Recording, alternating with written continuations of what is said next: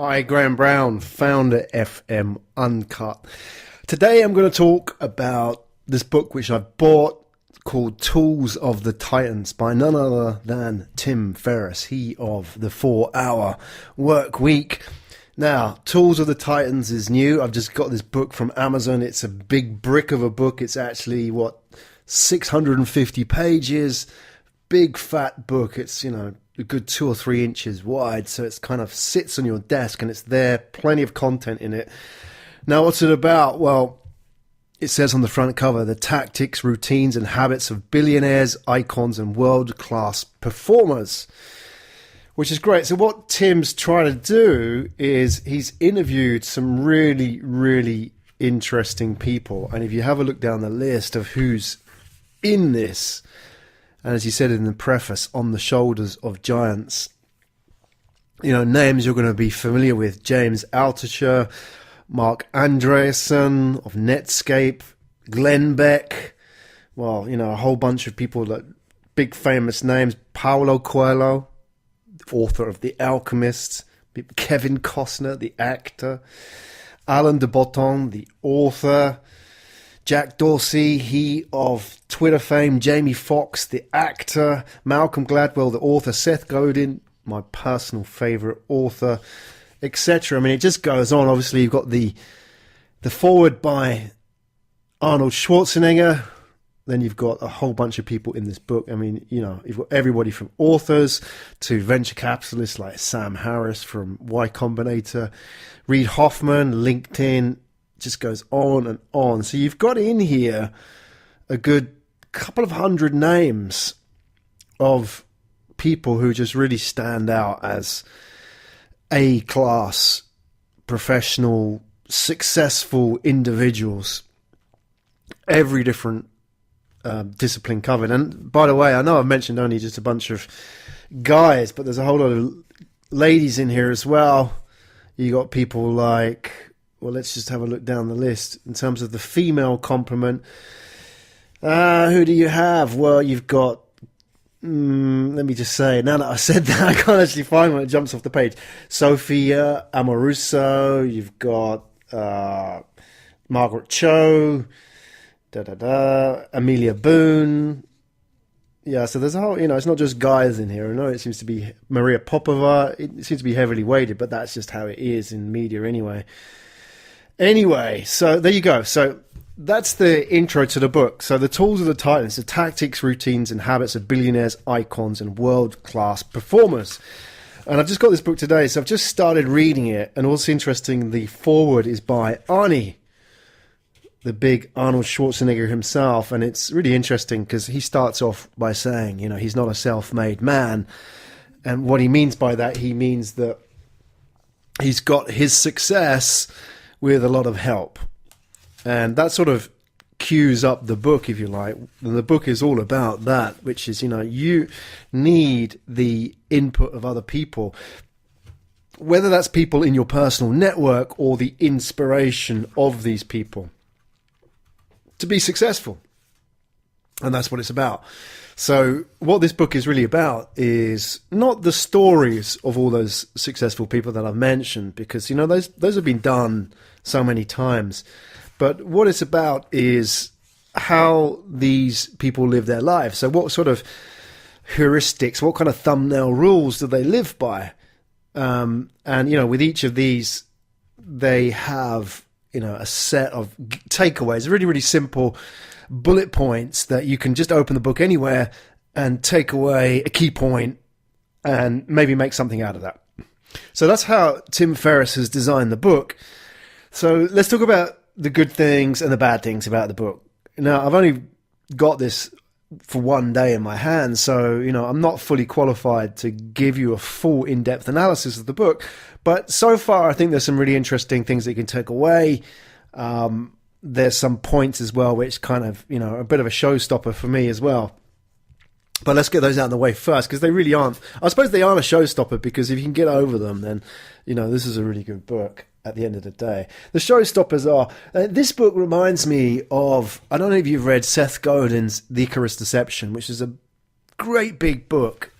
And it was really I think what Seth Godin tried to do with the Icarus Deception was create his opus magnus, which is like, this sort of great work, which was his final piece, which would kind of link together all these, or join all the dots in his, his sort of career and make it all come true in this one book. And he wrote this book, and the theme, the core message of the book was really powerful in the Icarus Deception, which is all about, that, the system, if you like, that we're conditioned with through schooling and education conditions us into a way of thinking which is not beneficial and not conducive to achieving the things that we want to achieve in our lives, right?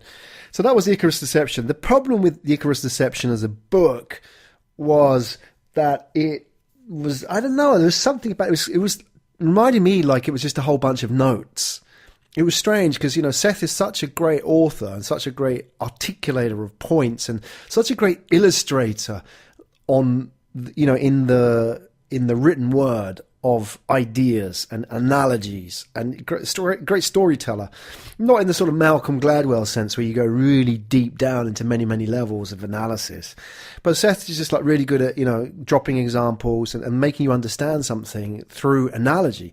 But what the Icarus Deception was kind of like a bunch of notes. It was like, somebody had made a point and then they sort of backed up with a few notes, and it sort of weakened out in certain points. And I don't know if the point was to create this sort of coffee table like book you could just sort of drop into and take a few points out of, but it didn't work.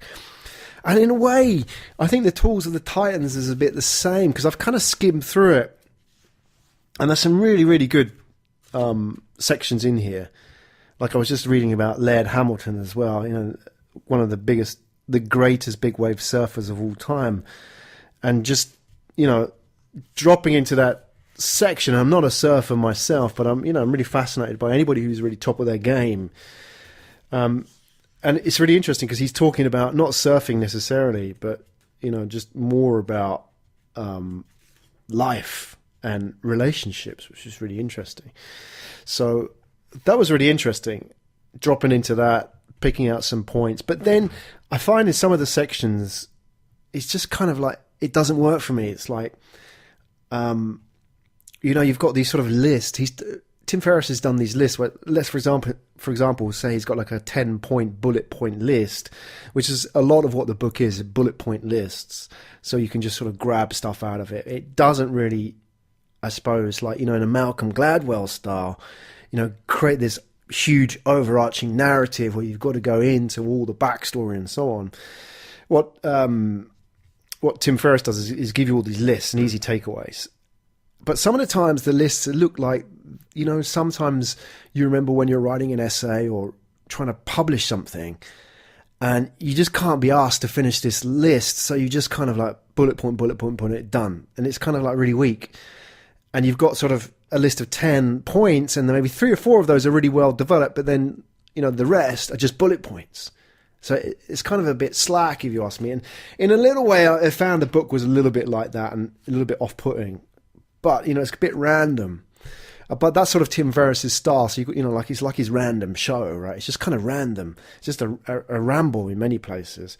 And it doesn't all sort of add up. There's stuff about health, there's stuff about wealth, and there's stuff about wisdom, right? So it's everything. There's everything covered in this book. But that's the sort of the negative point. The good points are that, what he's done is he's actually interviewed these people and he's sort of tried to tease out of them their best tips, if you like, their hacks, which would go down well in one of those sort of 10 tips type articles. But in many ways, these hacks are interesting. They make you think. I wonder if you can actually implement some of this stuff, right? So, I mean, the first chapter in the book under the health section is with Amelia Boone, who's the, she's famous for completing all these kind of like crazy obstacle course races, like Tough Mudder and that, where you're sort of throwing yourself under barbed wire and all these kind of things. And the way it's broken down is that he asks Amelia to just give him the answers to very simple questions like tips and tactics, for example. And she suggests, for example, like in her tips and tactics, I'll just give you a feel for what's in this book. Like you got to take hydrolyzed gelatin, buy a rumble roller, try rolling your foot on top of a golf ball, and try other different kind of things like dry needling and saunas and stuff like that. So it's interesting, but actually, can I implement any of this stuff? I don't know. I'm an Ironman triathlete myself, so I'm always interested in tips and tactics. But it's kind of a bit sort of just here and there. It's just kind of like a few giveaways. Maybe I can use some of that stuff. I don't know. I mean, there's also some random facts in here, like, Amelia eats Pop-Tarts as part of her ritual pre-competition breakfast. So what? So what if she does? I mean, is that useful for me to know that? Anyway, so there's kind of a lot of that. It's a bit random in the sense. So I guess, to make use of this book, you've really got to dig into it and you've really got to spend a bit of time. It's kind of like you're sort of, it's a bit of a jumble sale of ideas where you've got to rifle through all the ideas and pick out some gems, I suppose. So hopefully I will get those gems and find them eventually. But I can see, even if you were to go to the Derek Sivers section, and Derek Sivers is, one of my all-time favorite authors. He wrote a book called Anything You Want, which was just such a powerful book about how to build a business on your terms. And it really was sort of shooting from the hip style, Derek, which was great because it was so different to so much of the business advice out there, which was all kind of like very impersonal and so on. But this is done like a conversation. And, where you've got Tim Ferriss and Derek Sivers talking to each other. So you ask him, for example, what do you think when you hear the word successful? So that kind of conversation is interesting because it sort of gives you an insight into how you can define the word success on your own terms, for example. He says, what if you asked, when you think the word successful, who's the third person that comes to mind? Why are they actually more successful than the first person that came to mind, for example? These kind of questions that kind of mess with your head a little bit. He talks about, why Richard Branson would be successful. He's sort of the Mona Lisa of success, for example. So it's kind of interesting because it kind of challenges you in a way, because one of the good things about this book is that he's picked so many different people from different walks of life that, you're going to get something out of it. But, I don't think you can read this book cover to cover as you would. It's more kind of like I don't know, what are you going to call this book? It's kind of like a potluck, a lucky dip, if you like, of writing. You just kind of open it at a page and hopefully something jumps out of you. That's how I'm going to read it. I'm just going to, just open it and see what I get out of it rather than try and read it every single section, because I don't think that's going to work. But here's what I think's interesting about this book and what I think will come out of it. And if you were to read this book, what I think the message will be and what that will kind of reinforce for an entrepreneur. And it's that you can't become successful without surrounding yourself with successful people. And it's so important to realize that, your success is a factor of the network that you keep. Tim Ferriss has been hugely fortunate in his success. I mean, he's a brilliant guy in terms of marketing and publishing, and he deserves every minute and ounce of his success. You got to think that, how much of that success was due to him knowing the right people. He knew Jack Canfield before he wrote his first book, Jack Canfield, Chicken Soup for the Soul Guy. And that was major influence on his success. And since then, he's really networked hard to contact all, and connect with all these people. So, like having Arnold Schwarzenegger write your preface to the book is really a vindication of the power of networking, right? So I think as an entrepreneur, it reminds us that you have to build your network. It's like an investment, if you like. You have to invest in your network. You have to invest in relationships. You have to force yourself out of the comfort zone and go out there and network. And you can't be comfortable with your contacts and the people that you know. You've always got to be pushing yourself to meet new people, to make new relationships, because, you know, as soon as you stop doing that, as soon as you get comfortable, then you get comfortable, your business gets comfortable, and that's when it starts to fail. You know, when you're constantly out there and exposing yourself to these people and their ideas, what that does is it challenges you. I mean, if you were to read anything in this book, hopefully you'll get something out of it which will challenge and change the way that you think, right? Not all of it will work for you. And it's the same with all networking. 90% of the people you meet will be a waste of time, but 10% makes all that 90% waste of time worthwhile. That 10%, you've got to go through the 90% to find the 10% who will change how you see things and make you a more successful person. And that's the same with this book. You've got to go through 90% of it to find the 10% that really just like, wow, that point really struck home with me. You know, that was worth it. That one point made, 100 pages of waffle completely worthwhile. And when you're networking, it's the same. You've got to go out there and you've got to go and do and meet and just do the numbers and shuffle the pack until you find the right people, right? And a key part of this, and one of the things I talk about in the mastermind in up.school, is planting a flag. So if you were to plant a flag and let people rally around that flag, then you give people a home and give people an identity, and you have a role. And it's so important that is a vital networking tool. It drives people to you. I mean, what Tim Ferriss has achieved, his whole sort of mindset is about, I suppose, about, how to achieve peak performance through, even if you go back to the 4-hour work week, minimum effective dose. What's the minimum you can do to get the maximum result? So, that's been his obsession. So he's planted a flag in the soil, and around that flag have rallied all these people, all the kind of names I've just mentioned to you, because they kind of identify with that. These are people who are not necessarily born with privilege, but have become very successful through applying some kind of technology, some techniques, which they talk about in this book. And I think it's the same with, networking, is that if you plant a flag, whatever your theme is, you can let people rally around it. And planting a flag doesn't mean going out and doing the network. It means doing things like podcasts or blogging or video, or, putting yourself out there and saying, hey, look, here's my manifesto. This is what it's about, right? And it's the same with up.school. I mean, up.school, the flag that I planted was to say, hey, look, here's a way that you can achieve what you want to achieve in life through starting your own business and building it on your terms, right? You don't have to start a startup and raise $5 million. You don't have to work for somebody else for the rest of your life, but you can start a business and be happy, right? And that's what up.school is all about.